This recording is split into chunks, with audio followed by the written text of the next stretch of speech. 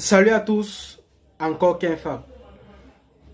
Aujourd'hui, nous allons consulter tous ensemble une vidéo dans le seul but d'essayer de faire l'effort de comprendre ce qui se passe exactement en Afrique. La vidéo, c'est une vidéo que j'ai trouvée sur YouTube. Elle est bien longue, mais j'ai fait l'effort de la réduire au maximum et conserver seulement les parties qui sont très importantes et intéressantes pour l'objectif dont je me suis fixé aujourd'hui. L'objectif est donc très simple.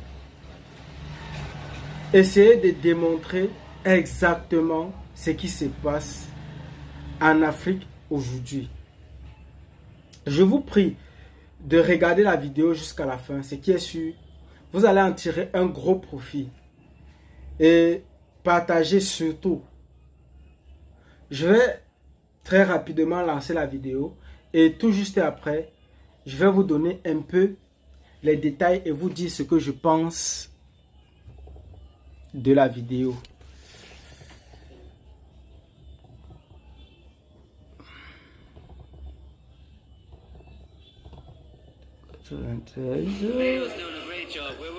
L'OTAN fait un boulot formidable.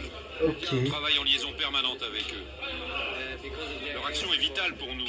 Leur soutien aérien et la stratégie qu'ils ont élaborée pour que les révolutionnaires puissent prendre Tripoli. Les hommes embarquent armes et munitions, parachutés peu avant par les Français et les Britanniques. Comme vous voyez, tout le monde se prépare pour le grand assaut. Chacun vérifie ses armes. Même si on est tous des civils, on a été entraînés, on a passé 2 mois dans les montagnes de l'Ouest, et on a maintenant une vraie expérience du champ de bataille. On a libéré Kwit, puis Gazaya, on a libéré Tiji, et notre but final, c'est Tripoli. En gilet noir avec son talkie-walkie, Mehdi Arati. La Katiba Tripoli, c'est son idée. Il y a 6 mois, cet anglo-libyen faisait la classe à 40 jeunes britanniques. Pour le premier accrochage, il commandera la manœuvre depuis l'arrière. Il réalise qu'il réussit un coup historique. Mais c'est d'abord à sa femme, restée en Grande-Bretagne, qu'il veut l'annoncer. Allô, ma chérie, c'est moi, c'est Mehdi. Tu veux te joindre à nous pour la fête? On y va? Tu peux passer devant si tu veux. Ils sont venus d'Europe, d'Amérique et des quartiers de Tripoli. Professeurs, ouvriers, étudiants, ils ont tout quitté pour former la brigade des expatriés libyens. En avant les... Baba Lazia, l'antre de Kadhafi et de la dictature libyenne. Avec sa casquette de travers, Ratif se bat pour la liberté et le rap, sa passion, qu'il n'a jamais eu le droit d'exercer. Je suis né à Tripoli, mais j'habite aux États-Unis. Je suis étudiant, double master en sociologie et psychologie. Je me bats pour vivre dans une Libye libre. C'est ici que je veux avoir mes enfants, dans une meilleure Libye. Moi, j'ai grandi aux États-Unis, et quand on demandait t'es d'où toi, je répondais Libye. Les gens disaient ah, Kadhafi. Sam, l'Irlandais, Ratif, le rappeur, Adam, l'Américain. Ils ont tout laissé pour mener la révolution. Mais tous n'arriveront pas en vie. À Tripoli, au canon qui s'engage.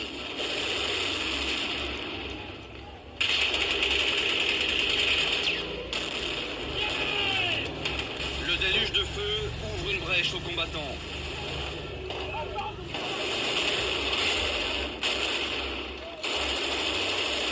Qui s'engouffre face aux tirs kadhafistes. Avec une rage insensée.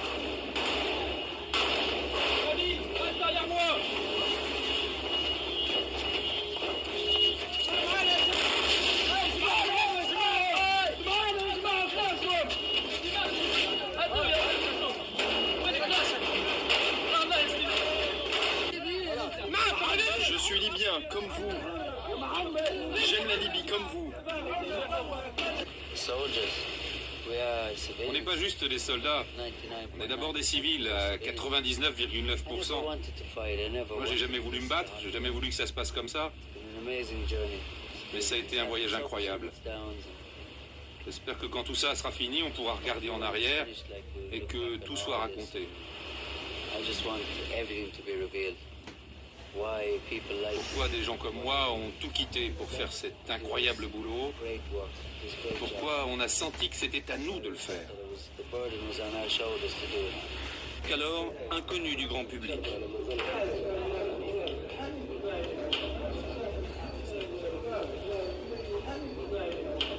C'est Abdelhakim. Voici la toute première apparition d'Abdelhakim Bellaj. Pour la CIA, cet homme mal à l'aise devant la caméra est membre du réseau Al-Qaïda. On a juste besoin de... Ne dis rien, tais-toi. On a juste besoin des plans pour la sécurité de Tripoli. Ok, c'est bon, pas de problème. Mehdi n'est plus libre de ses propos. À la fin de la réunion, Abdelhakim Bellaj sera chef du conseil militaire de Tripoli. Et Mehdi Arati est nommé adjoint. Sam reprend la route avec son groupe. Faut croire que mon heure n'est pas encore venue. Il lui reste une mission pour en finir avec sa révolution. Débusquer Kadhafi. Mehdi a remis sa tenue de combat. Il prendra part à l'opération. Impossible de dire aujourd'hui si ces hommes basculeront dans l'islamisme. Mais ce qui est certain, c'est qu'au moment de reprendre la route pour la traque finale, il restait bien des rappeurs rebelles dans la Katiba Tripoli.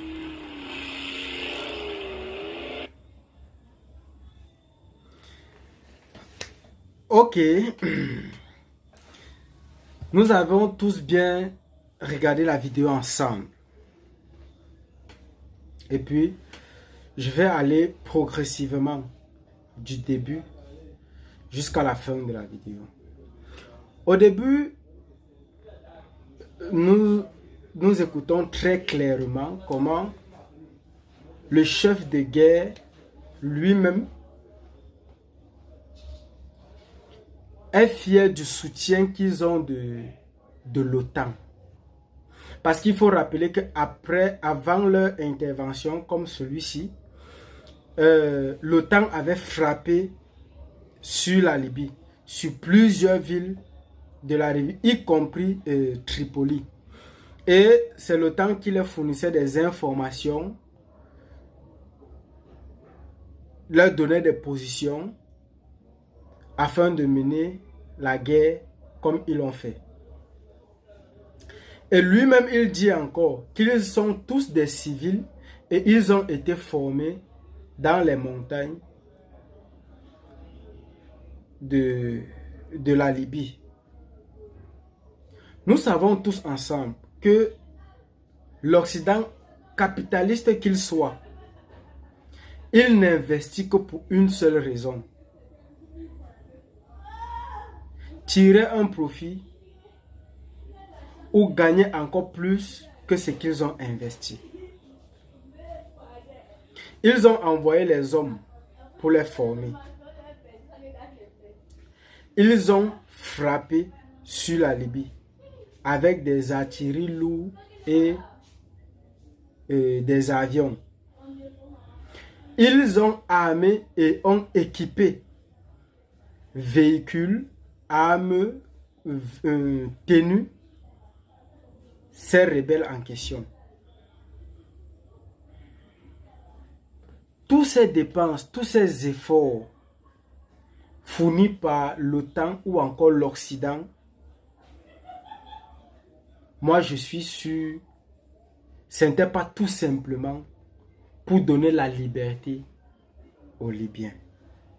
Ça c'était de 1. Plus tard nous avons le chef. On vous dit très bien que c'est anglo-libyen.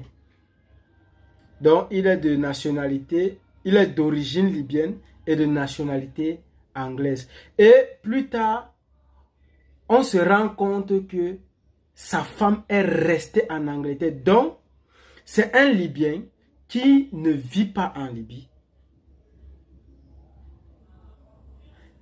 Parce que si on dit que sa femme est restée en Angleterre, ça veut dire qu'il vivait en Angleterre avec sa femme.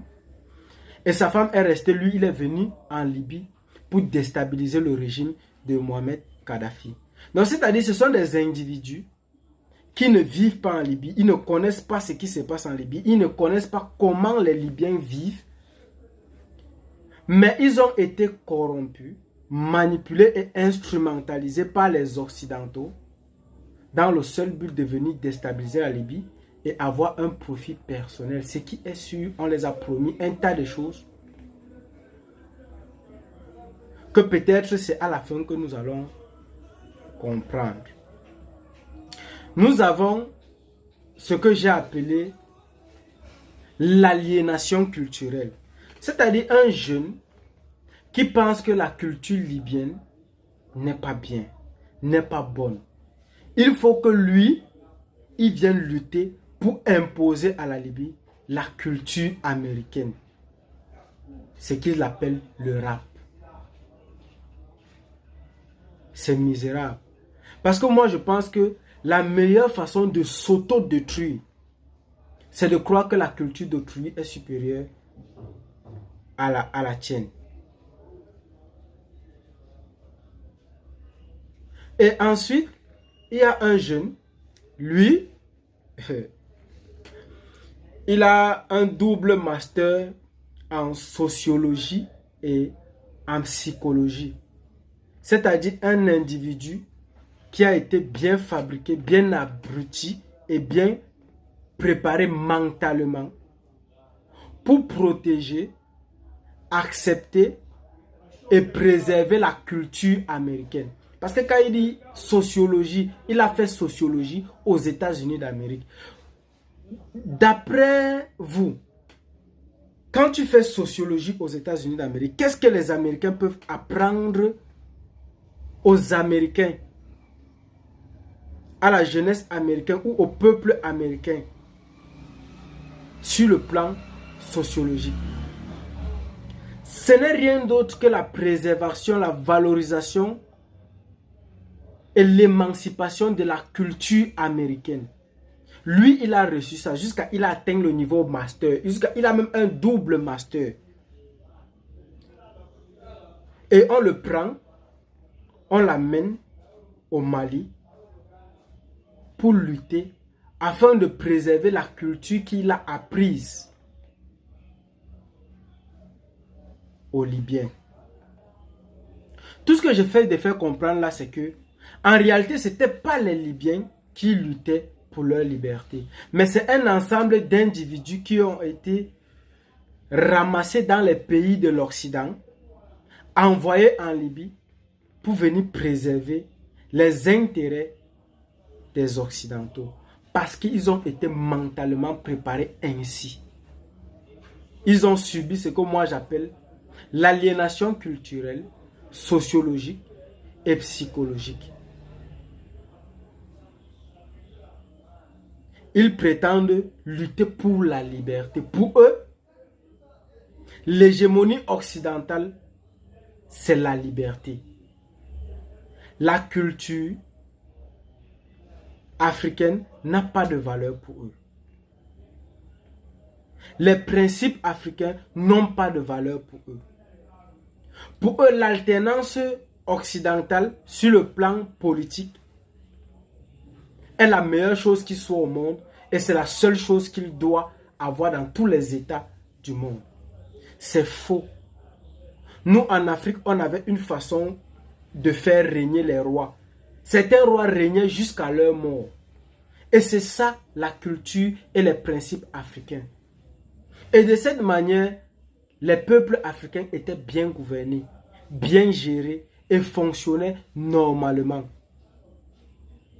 Les Occidentaux, eux, par contre, ont essayé de faire croire que la liberté, c'est leur façon d'être, de vivre et de gérer la société. Tout simplement parce que, en volant la culture d'un peuple et en imposant leur culture, ils ont même prise sur ces sociétés et peuvent leur manipuler et tirer leur intérêt sans avoir de difficultés quelconques. Ensuite, nous avons l'impérialisme culturel. Thomas Sankara avait dit, je cite, « La domination culturelle est une domination souple moins coûteuse et très efficace. D'après tout ce que je viens de citer, on peut tout simplement comprendre qu'il avait tout simplement raison de penser ainsi. Et plus dans la suite, vous allez vous rendre compte que nous avons des Libyens entre eux, qui s'entretuent les uns et les autres. Tous avec un seul et même objectif, l'amour de la Libye. D'un côté comme de l'autre, ils luttent pour la même chose. Parce que plus tard, on va voir le fidèle de Kadhafi, qui a été attrapé, c'est qui suivent vont le tuer, qui dit qu'il aime la Libye, exactement comme eux aussi, ils aiment la Libye. C'est-à-dire, tous aiment la Libye, se battent pour l'amour de la Libye. Mais on se demande bien qui a raison de mener ce combat et qui a tort. Ce qui est sûr, quand on regarde la Libye aujourd'hui, on comprend exactement qui avait raison et qui avait tort.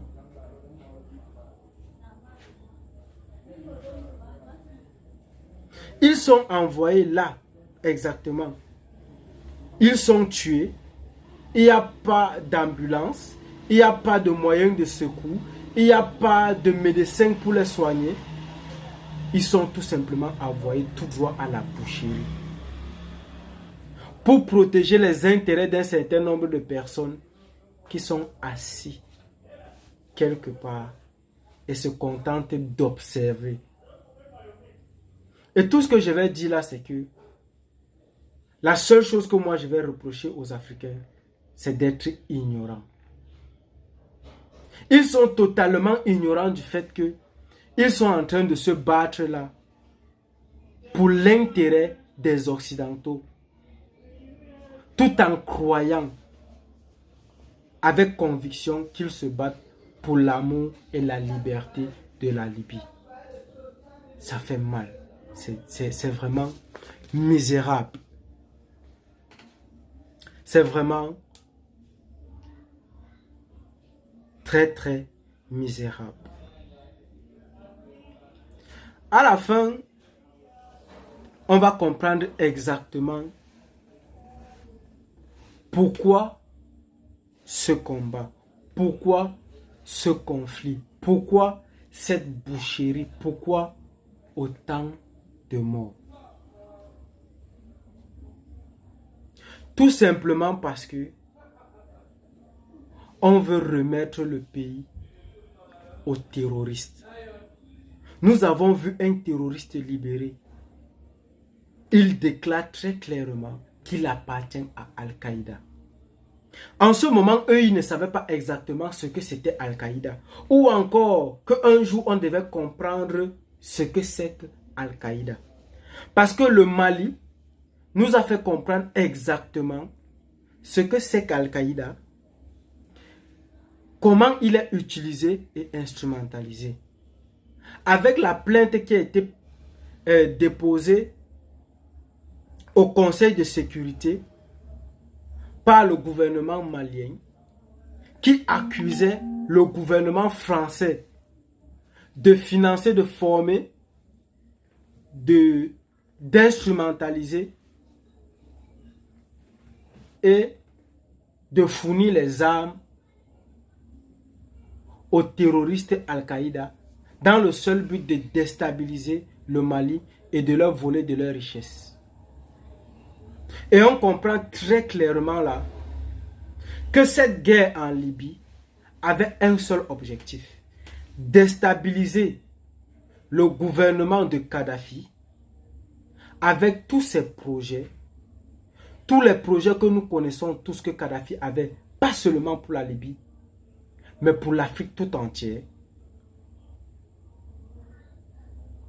Déstabiliser ce gouvernement dans le seul but de remettre le pays entre les mains des terroristes afin de semer la terreur dans tout le Sahel et de piller les richesses minières du Sahel, en semant la terreur, la mort et le regret. Aujourd'hui, en conclusion, tout simple, nous pouvons comprendre très clairement à travers une vidéo comme celle-ci et la plainte que le Mali a déposée au Conseil de sécurité avec des preuves contre le Mali, contre le gouvernement français, que l'Occident, l'OTAN, a instrumentalisé les Libyens qui vivaient en Occident, les ont armés, les ont fourni des informations dans le seul but de déstabiliser le gouvernement libyen et de remettre le pays entre les mains des terroristes qui vont piller les richesses de la Libye d'abord au profit de l'Occident et ensuite semer la terreur dans tout le Sahel afin de piller le continent africain de toute sa richesse. Et la seule chose que moi je peux reprocher là exactement aux Africains, parce que quand tu entends la déclaration à la fin du chef de guerre, si moi je peux appeler comme ça, tu comprends exactement que lui, il est convaincu qu'il lutte pour la liberté de la Libye. Et il serait heureux, fier qu'un jour, on raconte cette histoire et on leur donne les honneurs qui leur reviennent de droit. Et la seule chose que moi je peux reprocher à ce genre de personnes aujourd'hui, c'est de prendre des grandes décisions dans la naïveté, dans l'ignorance. Les Africains doivent sortir de cette ignorance, prendre conscience de ce qui se passe exactement dans ce monde aujourd'hui, afin de connaître qui sont nos véritables ennemis.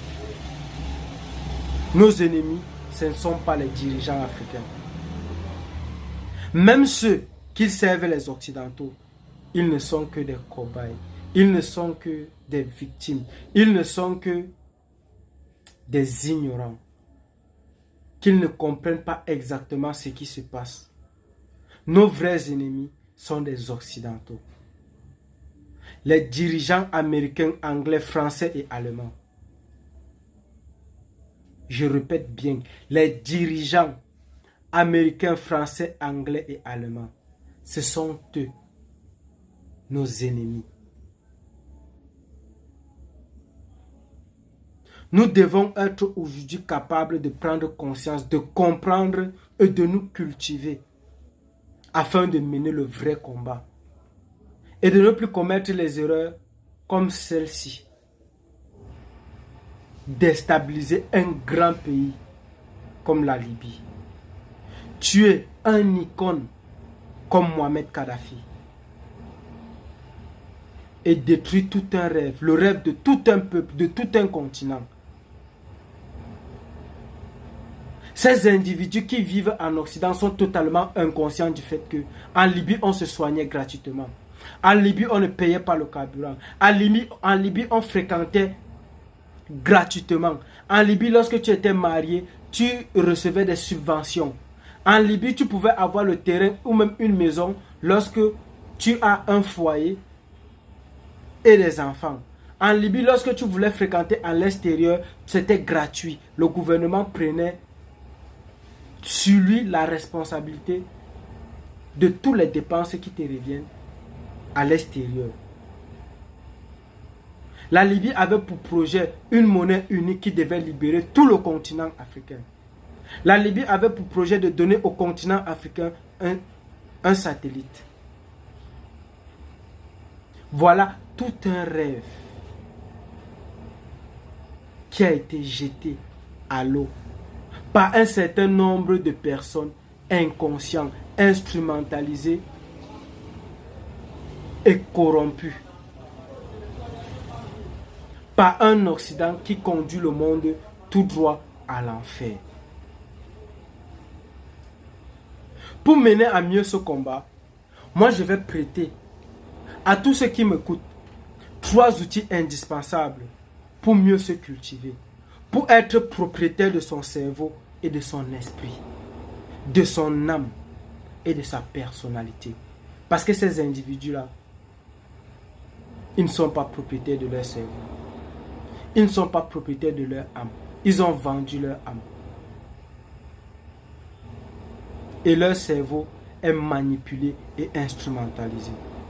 Pour éviter d'avoir cette position-là, je vais te prêter 3 outils indispensables. La neutralité. Savoir être neutre lorsque tu écoutes n'importe qui. Que ce soit sur les réseaux sociaux, que ce soit face à face. Savoir être neutre.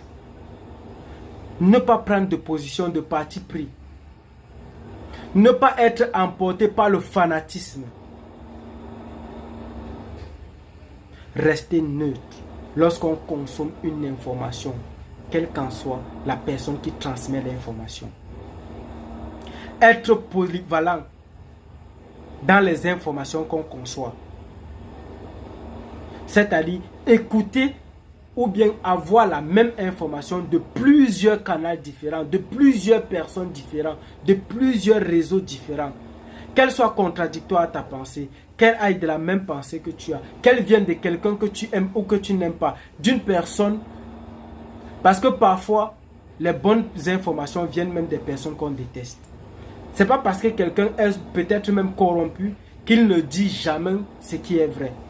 Même dans l'égarement, il peut transmettre les bonnes informations. Donc savoir écouter tout le monde dans la neutralité.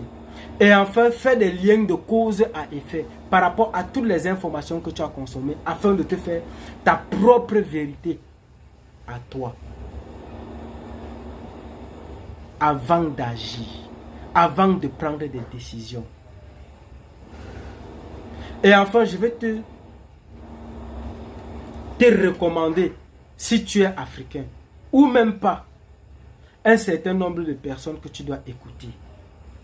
Contente-toi de les écouter. Le temps et le cerveau feront inconsciemment le reste. Kémy Séba, le béninois.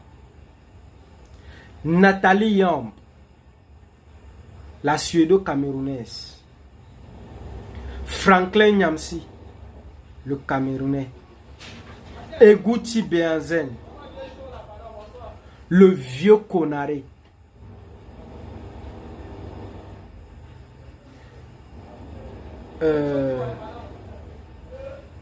Zach Mokassa. Je crois qu'il est congolais. Ou gabonais, si je ne me trompe pas. Mais, toutes les personnes que je viens de citer, ils ont des pages. Contente-toi de les écouter. Je te promets que le temps et ton cerveau feront le reste. Utilise les 3 outils que je viens de te donner. Si tu veux vraiment être un jour propriétaire de ton cerveau, de ton âme et de ton esprit. Abonne-toi, partage, merci beaucoup et à très bientôt.